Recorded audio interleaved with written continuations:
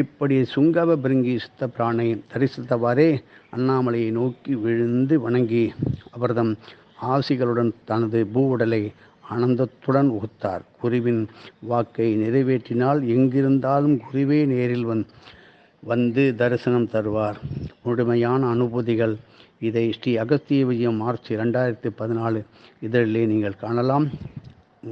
அடுத்தது கௌடி அம்மனை பற்றி பார்ப்போம். தரிசித்தால் என்ன பலன்? ஸ்ரீ கௌடி அம்மனை தரிசித்தால் தான் காசி யாத்திரை நன்கு பரிபூர்ணம் பெறும். இதை பற்றியும் பார்ப்போம். இதனால் என்ன? பிரிந்த குடும்பம் ஒன்று சேர காசியில் அருள்பாலிக்கும் ஸ்ரீ கௌடி அம்மன்.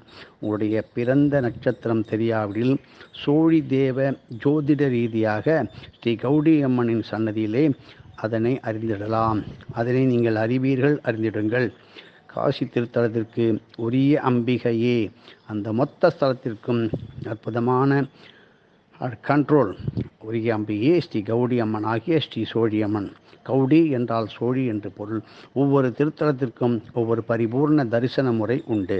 இதை முறையாக நம்ம கடைபிடிச்சாதான் தல தரித்தனம் பலன்கள் முழுமையாக கிட்டும்.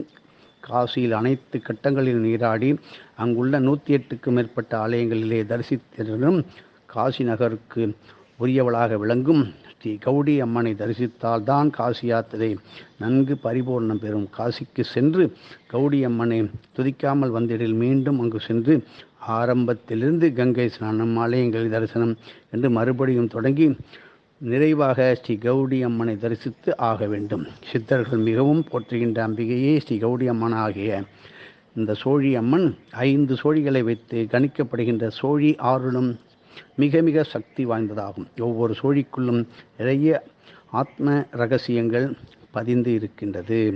பிறவி செவிடர்களாக இருப்போரும் மந்திர உபதேசங்களை பெற்று உய்வது அடைவதற்கு ஸ்ரீ கௌடி அம்மனின் சன்னதியிலே 5 சோழிகளை வைத்து உபதேசிக்க அல்லது அறிய வேண்டிய மந்திரங்களை சோழிகளில் ஓதி அம்பாளின் பாதார விந்தங்களை சமர்ப்பித்து காது கேளாதோரிடம் அளித்திட ஸ்ரீ சோழி அம்மனே மந்திர உபதேசம் தந்ததாக ஆகும். இதற்குரிய நாள் நட்சத்திரங்களும் உண்டு.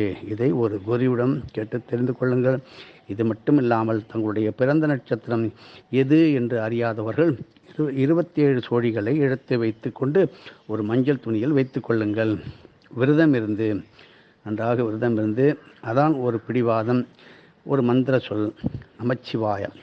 அதை காசிக்கு எடுத்து சென்று ஸ்ரீ சோழி அம்மன் திருவடிகளில் சோழிகளை சமர்ப்பித்து 27 முறை அடி பிரதர்சனம், சிறிய கோயில் பிரதர்சனம் வர வேண்டும். பின் மஞ்சள் துணியை குலுக்கி பிரித்து சோழிகளை தரையில் அப்படியே விட்டுடுங்க. எத்தனை சோழிகள் திறந்து கிடக்கின்றதோ அந்த எண்ணிக்கையை குறித்து கொள்ளுங்கள்.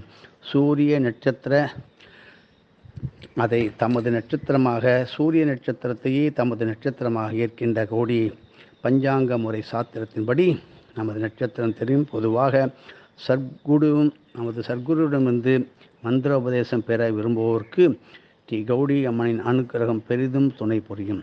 சோழி என்பதை சித்தர்களின் பாஷையிலே மூடு மந்திரம் என்பார்கள். என்னையா மூடு மந்திரமாக இருக்கு உங்கள் கதை அப்படிங்கிறமோ இல்லையா? அதுதான். ஒவ்வொரு மந்திரத்துக்கும் குறிப்பிட்ட சில பீஜ அட்சரங்கள் உண்டு. நன்கு சித்தி பெற்றவர்களே தியாக மனப்பான்மை உடையவர்களாக மக்களுக்கு சேவை புரியும் உள்ளம் கொண்டவர்கள்தான் மந்திர சக்தி அடைந்தவர்கள். அவர்கள்தான் மூல பீஜாட்ச மந்திரங்களை நேரடியாக ஓதிடலாம். ஏனையோருக்கும் உபமந்திரங்களுடன் ஸ்லோகங்களுடன் பல துதிகளும் பின்னப்பட்டதாகவே பீஜ அட்சர பதங்கள் அளிக்கப்படும். இப்படி எங்கோ துதிகளின் நடுவே இலைமறை காயாக பீஜாட்சரம் பதிந்துள்ள தோத்திரத்திற்கே சோழி மந்திரம், மூடு மந்திரம் என்று சொல்லுவார்கள்.